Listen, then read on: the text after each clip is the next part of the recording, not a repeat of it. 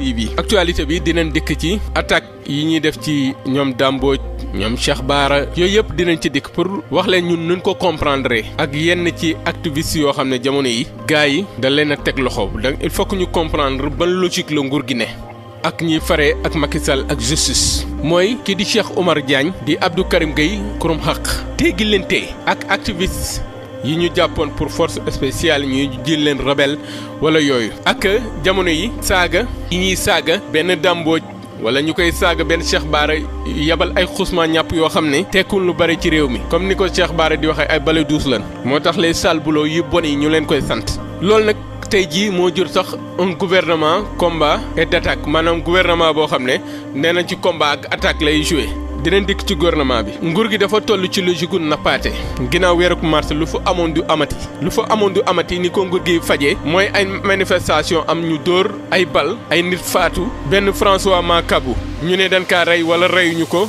benn imam Alioune Badara Ndao faatu ñu bari jàpp ni coono ba sa kasala woon ku ne di ko interpréter xam ne loolu mën na tax ku mu ne ci ñun boo amoon doom nga téye ko ku bëggoon a xeex nga téye ko ku bëggoon a bañ nga téye ko ndaxte da nga naan kaso neexul te bakkan du jaay maanaam nguur gi ci logique boobu la ne man ci ni may jàngatee maanaam tiitloo gars yi napp leen ba gars yi jàpp ni fi imam Alioune Badara Ndao mujj wala François Makabu wala Pape Mamadou Seck mi ci kaso bi wala ñi ñuy jiiñ ay force spéciale ak rebelle Kabiline Diatta wala boog bu la mënul tëj mënuñu def dara dañuy yàq sa der boole la ak sénégalais yi wala leen ni ñun ak i gars yi di rëy làmmin ñoo yem ñun ak Damboj ñoo yem xam ne nguur gi tollootul ñoom fu naan ñoom danoo baax waaye ñun danoo bon waaye ñëpp a bon ñun mën a duuralee benn Cheikh Bara Ndiaye yónni ab tapet benn lâche mu ñëw di dal ci kawam ak ñeneen danoo nekk ci logique boobu boo xoolee jamono yi foofu lañ toll da ngay xool Damboj depuis quelque temps attaques yi ñu koy attaqué parce que ginnaaw bi ñu jàppee benn Cheikh Oumar Diagne benn Karim léegi wala waa mouvement kàcci Ousmane Diagne léegi ci logique bi ñu ne mooy ñin mënta jàpp parce que booy jàpp nit il faut mu def dara wala nga jiiñ ko dara mais koo xam ne tey jii mi ngi ci liggéeyam di doxi ay yitteem yor kàddoom kàddu rek jàpp ci nit dafa yomb surtout ko nag mu doon ñoo xam ne li ñuy wax xam nañ ko wala boog ñu am lu leen ragalee ba tax mënuñu leen a jàpp léegi dañuy mujj di leen duural maanaam di leen tuumaal di yónni ci ñoo xam ne xamuñu dara ci ñoom ñii wax ci ñoom xamuñu dara ci ñoom man mii di wax ak yéen li ma xam ci Damboj depuis mu nekk chargé de revendication du CUSEMS di liggéey ci Limamoulaye ñoom xamuñu ko Damboj ni mu mel ci nguur gi noonu la meloon ci nguuru Abdoulaye Wade Damboj Macky Sall taxul mu mel nii bañkat dañ koy juddwaale bu amoon njëg jar na bu yàgg am na ñu fi daan bañ démb jaay nañ seen bopp teel nañ seen bopp takk nañ seen bopp ju buum jébbal Macky Sall maanaam ñaañi bañatul daf ci am loo xam ne ci juddu la mooy Damboj la sant foofu laay yem bëgguma dugg ci yenn considération yi Cheikh Bara Ndiaye la sant daa am yoo xam ne daf ci am ñoo xam ne li nekk ci ñoom du Macky Sall wala Sonko moo ko ci def ci ñoom la ne juddu la ñoom nag danoo jàpp ni réew mi ñoom ñëpp am na njëkk wala boog ku ñu yor sa njëkk ba jàpp ni mën na la jënd bu demee ba ci kanam ñu jàpp ni mënul ci yow dara léegi dañ lay duuraal di la tuumaal ginnaaw dañuy duuma ginnaaw dañuy tëj mënatuñ ko léegi dañuy fen di kàcc di fenal ay gor loolu pour man bokk na ci gouvernement bi dox mu jug parce que nag gouvernement combat ay d'attaque mosuma ko dégg ci àddina mosuñu ko dégg ci àddina boobu le gouvernement ñu teg ci Amadou Ba nan lañ ko fa tegee parce que bañ beneen mimi beneen fippu am mais tey ji Amadou Ba boobu tey ji tabb nañ ko ci ni mu waxee mooy bi mu xëyee lañ ko teg gouvernement bi mais tey ji man ci xibaar yi ma am ko ci ñi jege Idrissa Seck mooy Idrissa Seck moo naroon doon premier ministre bu Sénégal mais yaramam mu sutante te Idrissa Seck loo ko mën a bañal homme d'état la buggul nekk premier ministre xuusmaa ñàpp comme yaramam neexul dernier moment Idrissa Seck day pousse am na ñeneen ñun proposé na avant Amadou Ba mais il faut que te loolu tey jii mu indi tey jii Yankhoba Diattara nekk sport parce que Yankhoba Diattara danoo séddale poste yëpp ba poste yëpp jeex ci lin moo wax ñu ne Yankhoba Diattara il faut que ñu jox ko dara léegi booy xañ sa xarit moo gën a yomb xañ ku nga déggool di nga Matar Ba ak Macky Sall jotewuñ dara Matar Ba bokk na ci ñi gën a loyal ci Macky Sall loolu da Macky Sall bi mu demee ba séddale bi metti mais xañ Matar Ba moo gën a yomb ci moom moo tax mu xañ ko mais ñu naan la ay Matar Ba ay gestion ni mu yoroon sport bi yooyu yëpp du dëgg Macky Sall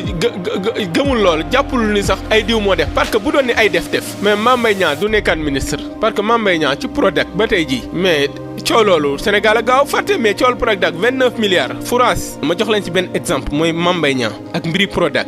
coow loolu xam ngeen fu mu jógee mi ngi jógee ci ministère des finances dafa am benn kuréel gi ñuy wax inspection générale des finances bu ma juumul ñoom ñoo audité woon ba génnee lu bale am ca Prodac ndaxte Mame Mbaye dafa jàpp ni li mu dund ci Prodac yëpp ka ko yóbbee du kenn ku dul Amadou Ba moo tax kii di Mame Mbaye Niang taxawaayam ci Ndakaaru yëpp moo doon Amadou Ba bu mu fi tekki dara kon combat boobu jàpp ni jeex na ci diggante Amadou Ba ak Mame Mbaye Niang yaa ngi nax sa bopp beneen bi ci topp mooy Cheikh Oumar Anne mbiri OFNAC ak yooyu tuddoon nañ ko ci mais ana fu mu mujj Moustapha Diop ministre de l'industrie gars yi neen xamul dara pourtant mi ngi continuer di nekk ministre diggante ma Cour des comptes fi la ñu fekk Macky Sall mooy fekk ñuy jiiñ sàcc ginaar mu dénk ko ngunu kon ay affaire transparence gestion Macky Sall du jàpp nitam Macky Sall du fitnaal nitam looloo tax ñu naan ay Matar Ba gestion ceci ou cela Yankhoba Diattara tanewul Matar Ba loolu nag xamul lu muy dëggal mooy Macky Sall moom du intérêt sénégalais ak li ñu bëgg parce que bu doon intérêt Sénégal rek ak mondial bi ñu jëm daf fi bàyyi Matar Ba xel loolu la gën a nangu mais ñu jël benn Yankhoba Diattara parce que Matar Ba du kaas doo ko mës a dégg mu jooy doo ko mës a jug mu xeex ay nitam mën na ñëw rek mer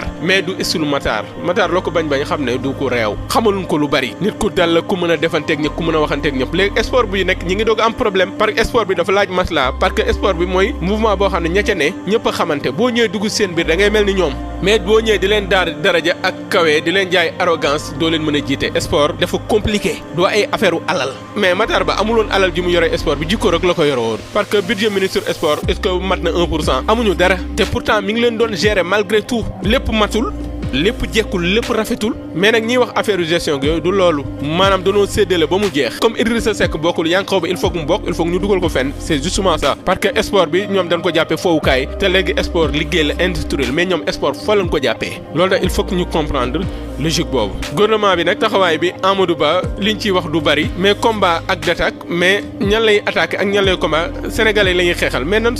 xeex ak soxla yi xeex ak location bi xeex ak dund gu seer mais temps bi lan fi amatul maanaam loo yàq ci fukki at mënoo ko defar ci at te li fi desee Macky Sall matul ñaari at kon lan lañ fiy def bu doon ni nag yaxanal xaalisu askan wi 38 ministres duñ ko fal dañ koy def 19 wala 20 bu boobaa ñu ne rupture am na mais yooyu yëpp du leen ci fekk yooyu yëpp ay waxaat la mooy il faut que sénégalais yi nekk nandite xam ne ñii ñëw ñu pour liggéey leen ñii dañoo ñëw pour lijjanti seen bopp ñii dañoo ñëw pour xeex ci combat ak attaque moo tax ginnaaw ban tëjee ñenn ñi jàpp ñenn ñi dañuy ñëw pour yàq seen der parce que danoo jàpp ni président Macky Sall du yoon du xam-xam du dara li ko mën a doofal def candidat atum 2024 mooy xeex moo tax ñu ne combat ak attaque looloo tax nag opposition bi war a waajal seen bopp bañ a doon ay détaillants mais bañ a doon ay débutants parce que bari na ñu koy wax naan Macky Sall ak nguuram ay Sonko ay débutants lan ay loolu opposition bi il faut que ñu comprendre ni la réalité du pouvoir da lay dab xam ne mi ngi mel ne ngay waaj a takk jabar da nga naan bu ma takkee jabar lii mais boo duggee ba ci biir sëy bi da am leneen lu ciy feeñ loo waxaalewul woon mais yooyu da nga koy gérer mi ngi mel ne nga naan bu ma amee xaalis lii lay def di nga bis boo amee xaalis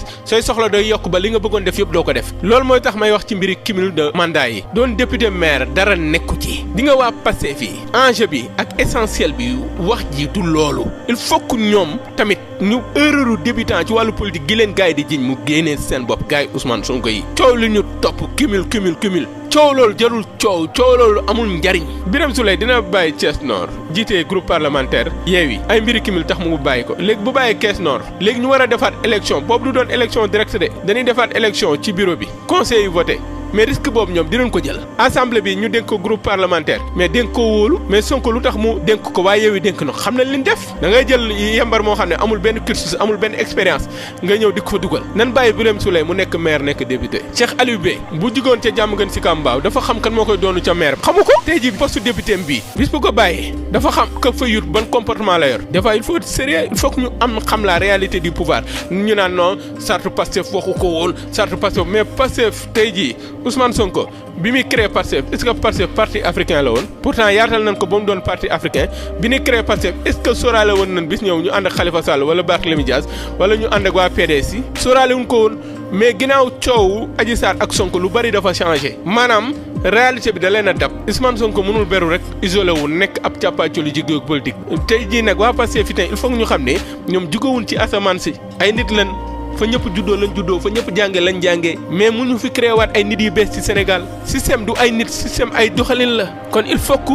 ñu xam ne yenn débat yi débat la yu leen di tardel réew mi li gën a doon yitte jamono yi bokk na ci 2024 bii tappale yi gars yi nekkee ngir bëgg a def président Macky Sall candidat ñu fexe ba tappale yooyu ñu dindi ko ba Macky du doon candidat ndax waru ko doon tappale yi gars yi bëgg a tere Ousmane Sonko doon candidat ñu xeex ba tappale yooyu gars yi génn tappale gars yi nar ba bëgg a nangu mandaaw Barthélémy Dias tappale yooyu noonu ñu xeex ba du am tappale yi gars yi wax ba jën ay nit rebelle ak ay force spéciale tappale yooyu ñu fexe ba génnee ñooñu kaso bi jamono yi enjeu bi foofu la ne ki rëbb jaan wala faale jiit te nag li may ñaan gars yi Ousmane Sonko yi mooy ñu bañ a yor jikkoy utkat amul jikko ndaxte bi teraanga ñëw seen loxo rek maire député yu bari feeñ na ci loolu war nañ di ko maytu beneen bi ci topp mooy Ousmane Sonko war a xam leen ak ñi muy àndal aussi te xam ko maanaam ñi ngay àndal pour xeex bokkul ak ñi ngay àndal pour liggéey mbokk yi mu doonoon gis-gisu Bun Khatab ci Def Gis TV ba beneen yoon incha allah